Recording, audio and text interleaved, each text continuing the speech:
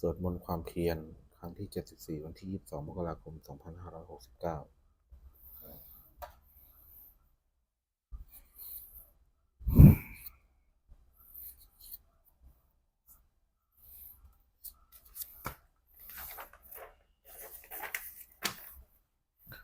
ข้าพเจ้านายอาทิตย์ภูลพิพัฒน์ขอเปล่งวาจาสาธยายพุทธมนต์ถวายเป็นพุทธบูชาธรรมบูชาสังฆบูชาและเป็นอาจารยบูชาแด่องค์พระความมปติเทระเจ้าองค์หลวงปู่สมเด็จรุ่นองค์หลวงปู่บุญเดชหลวงปู่ศิลาตลอดทั้งครูบาอาจารย์ผู้เป็นเจ้าของวิชาจินดามณีขอเทพเทวดาเจ้าทั้งหลายโปรดจงมาอนุโมทนาในการสวดสาธยายของข้าพเจ้านี้ขออนุภาพคุณพระรัตนตรัยครูบาอาจารย์และเทพเทวดาทั้งหลายโปรดจงบันดาลให้จิตของข้าพเจ้าเป็นสมาธิอันควรแก่การสาธยายมนต์ต่อไป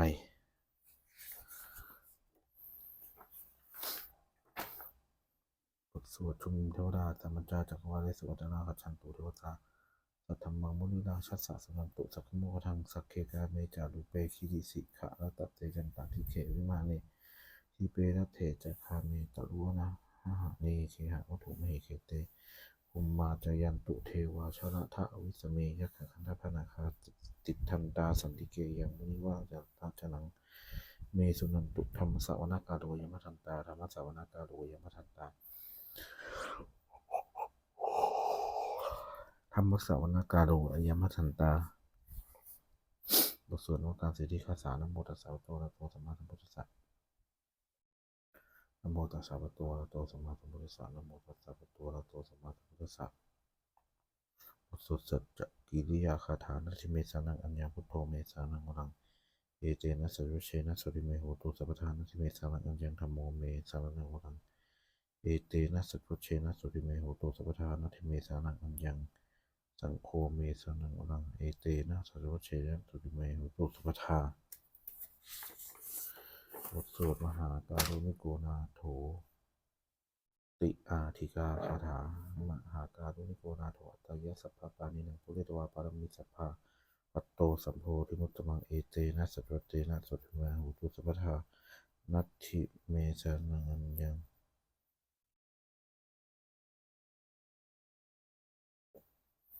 เอเตนะสัจเชนะมาโหตุสัพพปัทวามหาการุณิโกนาโถหิตายสัพพปานินังปุเรตวาปารมิสัพพาปัตโตสัมโพธิมุตตมังเอเตนะสัจเชนะมาโหตุสัพพปัทวามหาการุณิโกนาโถสุขายสัพพปานินังปุเรตวาปารมิสัพพาปัตโตสัมโพธิมุตตมังเอเตนะสัจเชนะมาโหตุสัพพปัทวาบทสวดมหาสมัยสูตรเอวัมเมสิสังเอกังสมัยพระวาสักเกสุวิหารติกับปิตวัตถุสมิงมหาวณีมหาตาปิโรสักเกนะสัจฉิงปัจจามัตเตหิภิกขุสัตเตหิสัพเพหิวะอรหันเตหิขะสะหิจะโลกาทัตุหิเทวตาเยวุเยนะสันนิวติตาโหติภะคะวันตังทัศนายะภิกขุสังฆัญจะอะทะโคจัตุนังทุทาวาสกายิกานังเดวานังเอกะเอตะทะโหสะยังโขภควาสักเกสุวิหารติกะปิราวัตถุสมิงมหาวณีมหาตาภิกขุสังฆนาสัตถิงปัจจามัตเตหิภิกขุสัตเตหิสัพเพเหวะอรหันเตหิทัสหิจะโลกาธาตุหิเทวตาเยพุยเยนะสันนิวติตาหนติพระวันตังทัศนายะภิกขุสังฆัญจะยันนูนะมะยัมปิเยนะภควาเตอุปสังเมยามะอุปสังกมิตวาภควาสันติเกปเจกคาถาภาเสยยามติอัตโขตาเทวตาเสยยะธาปิมามะภควาปุริสัมมชิตังวาอาหังภาษาเลยยะภาษาลิตังวาอาหังสัมมิเชยะเอวะเมวะสุทาวาเสสุสุตระหิตาภควโตตุระปุระโตปาตุระหังสุอัตโขตาเทวตาภวตังอภิวาเทวะเอกมันตังอัตถังสุกมันตังทิจักโขเอกเทวตาภวโตสัญเยอิมังคถังนภาสิหาสัมมาหโยปวารสมิเทวกายาสมาคตาอาคัมดัมหะอิมังธรรมะสัมยังคัคขิตาเยวะอัปปชาอัปปาราชิตสังฆติอาจจะขอปาราเทวตาภวโตสัญเกอิมังคถังอภาสิตวาขโวสะมาทหังสุติตังอัจโนอุทุกรรมกังสุ สาระทีวะเนตานิคะจิตวาอินทริยานิรักขันติปฏิตาติตะโขปดาเทวตาพระวโตสันติเกอิมังกาทังอภาสิเชตวาขีรังปฏิคังอินทขีรังโอหจักวิชาเตจะรันติสุทาวิมลาสุพันตาสุสุนคติตะโขปดาเทวตาพระวโตสันติเกอิมังกาทังอภาสิเยเพสิพุทธังสารนังสัคตาเสนะเตนขมิฉันติปนายะภูมิงปหายะมานุสังเทหังภควาปะวากตากายังปาริปูเรสันติติเอทะโวภควะภิกขุอมันเตสิเยปุเยนะทิขเวทัสสสุโลกธาตุสุเทวตาสันนิปติตาหนติตถาคตังทัศนายะภิกขุสังฆันจะเดปิเตภิกขเวอเหสุอติตะมัทธนังอรหันโตสัมมาสัมพุทธาเตสัมปิภวันตานังเอตปรมาเยวะเทวตาสันนิปติตาเหตุเสยยะถาปิไมหังเอตระหิเยปเตภิกขเวนานาคตมัทธานังอรหันโตธรรมาสัมพุทธาเตสัมปิภควันตานังเอตปรมาเยวะสันนิปติตาภวิสันติเสยยะถาปิไมหังเอตระหิอติเคสิสามิภิกขเวเทวกายังมามานิปิตยิสามิภิกขเวเทวกายานังนามานิเหสิสามิภิกขเวเทวกายานังนามานิตังทุดาถาสาธุปังวรังนะสิกโรทะภาสิสามิติเอวัมพันเตติโขเตภิกขุภควโตปัจจโสสุภควาเอตทโวจะสิโลกะมนุษย์กัสสมิยัตถปุมาทัสสิจาเยสตาหิติขพลังปหิสัตตาสมาหตาอุตุสีหาวะสันตินาโลมะหังสาพิสัมพุโน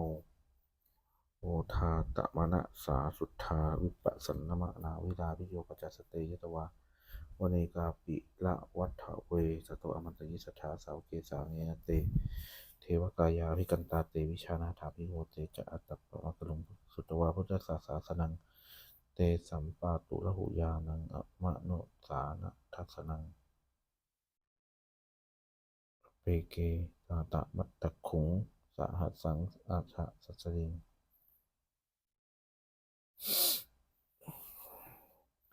สัตังเอเกสหัสสานังมนุสานัมัทสุงอเปเกตันนันตะมัตตะขุงทิสาสภาปุกาหุงตันจะสัพพังอภิญญายะวะขีมานะจักกุมารตตัวมันตยิสัจฉาสาวเกสเนนเตเทวกายานังนามานิอภิกันตาเตวิชานาถาภิกขโวเตโวเยโวหังกิริสามิชิราหิอมุปโสสัตตะสหัสสาวะยะขาภมากาภิระวัฏวาอิจิมโตสุติมโตนะมันโตสัสสิโนมัทามนาภิกขโมภิกขุนัสสุติมนังจะสหัสสาเหมะวะตายะขานานะตวานิโนอิทิมันโตสุติมันโตนะมันโตสัสสิโนมัทามนาภิกขโมภิกขุนัสสุติมนังสาตาคิราติสหัสสายะขานานะตวานิโนอิทิมันโตสุติมันโตนะมันโตสัสสิโนมัทามนาภิกขโมภิกขุนัสสุติมนังปิเจเตโสขะสะสะสายะขานันโตนิโนจันโตทุติโตหันโตสัจโนทาวนาวิสโมภุนาสังเกนังเวสามาตาปัญจสตายะขานานัตตะวันนิโนอิชิมันโตทุติมันโตนาโตสัจโนทาวนาวิสโมภุนาสังเกนังกุมิโลราชาคหิโกเวปุรัสสะนิเวสนังพีโยนังสตะสหัสสังและขานังอปิปะยิทุปาสาปาสติกุมพิโลราชาคหิโกสปะขาสุติมนัง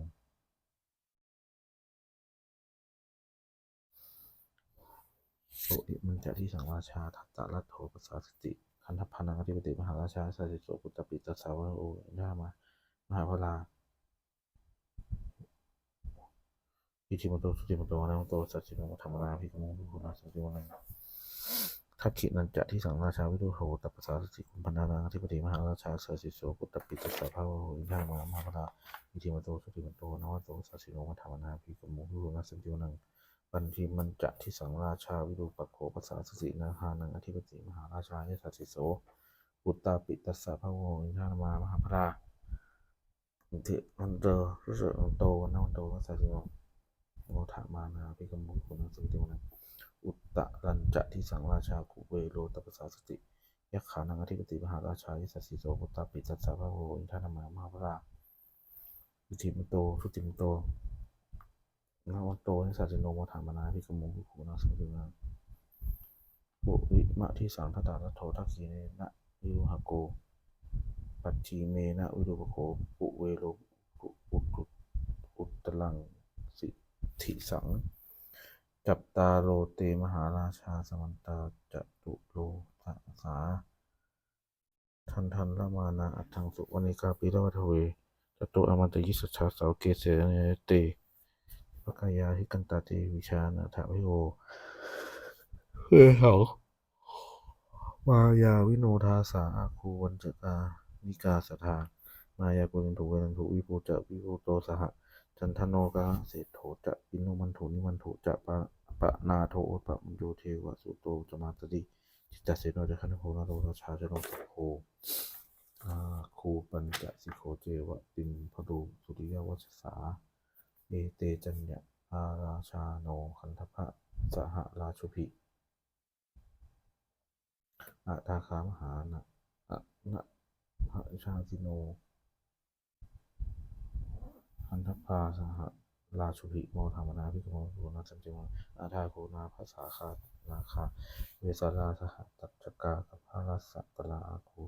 ปายาคาสหยาติภิยาวนาทัตตะทาจะอาคูนาคายสสิโนวิรามโนมหานโคโสภคติมินังขิตาวชิละหัตเถนะสะอุทังอสุราสิตาหัตโลสะเจเตทะอิทิมันโตยิสสิโนกาลกัญชามหาพิสภาอสุราวณีกาเวขสาเวปจิติสุจิจิจะมหาราโทนะโมติสหสัตตัญจะปริปุตตนังสัพเพเวโรจมามกาสันนหิตวะนิเสนังลาหุพัทธะพโยโอจะนามกาสันนหิตวะนิเสนังลาหุพัทธะวะปาขมงพัทมะยะโยธานิพันันเตวิโคนาสมิติวนะอาโปจะเทวาปตปิจะเตโชวาโยตถาขโมวารุณาวารุราเทวาโสโมทัยสัสสาสหเมตตาการุณิกากายเทวายสัสสิโนทัสเสเดทาทากายาสัพเพทานาตวันนิโนโตปฏิปโตนังโตสัสสิโนธรรมนาภิกขมุคุณาสมิติวนังเวนทูจะเทวาสหรีจะสัปมาจะทุเวมาจันทัสสุปนิสาเทวาจันทมาโคปะละกตาสุริยสุปนิสาเทวาสุริยมาปะลักลักลักปุลักขิตานักขัดตานิปุลักขิตวานอาโควะมันทวะลาหกาวะโสนังวาทะโวเจโถสักกะวะสกสักกะสักปะโกปาขะปรินทโทถ้าเดเทถ้าทากายาสพินาโรโนวิธิมันโตสุติมันโตนะมันโตสัจจิโนธรรมนายพิกโมภุนะสุติโนอาทาโคสหโคเทวาชรามัคคิสิขาริวะอิทธิจกาจะโลชาจะอุมมาปุพะนิพาสิโนวารุณาสหธรรมาจะอุจจตาจะอเนชกาลุยสุเลยยะลุจิลาอาโควาสวะเนสิโนถ้าเดเทถ้าคาทายาสเพนาโตโนอิทิมโตสุติโตนนาโตสัจจิโนมธรรมนาภิกขมุโคนังสัมจิวนัยสัมมานามหาสัมมานามานุสามานุสมาทิฏฐาปทุสิกาอาโคมโนปทุสิกาอาทาโคหาโยเทวะเยจะโรหิตาวาสิโนปาลคามหาปาลคาอาคูเทวายสัสสิโนถ้าเสติถ้าทากายาสเพนานาตวันนิโนอิทิมันโตชุติมันโตนวันโตสัจจิโนธรรมนาภิกขมุโคนังสัมจิวนัยสุกากรุมหาอรุณาอาคูเวคสาสหโอทาตะไคหาปราโมขาอาคูเทวาวิจักขณาสัทธามัตตาหาราคชามิสกาหิจะยสัสสิโนทะนยังอาคาปชุนโนโยทิสาภวัตภอภิวัตสติถ้าเสเตท่าทากายาสเพนานาตวันนิโนอิทิมโตทุติมโตนะวันโตสัจจิโนวัฏนาภิกขมุงภิกขุนะสมิติวนังเขมิยาตุสิตายามากนากาจะยสัสสิโนสัมพิตการามเศรษฐาโชตินามาจะอาสวานิมมานาติโนอาโคมอะทาคูปะละนิมิตา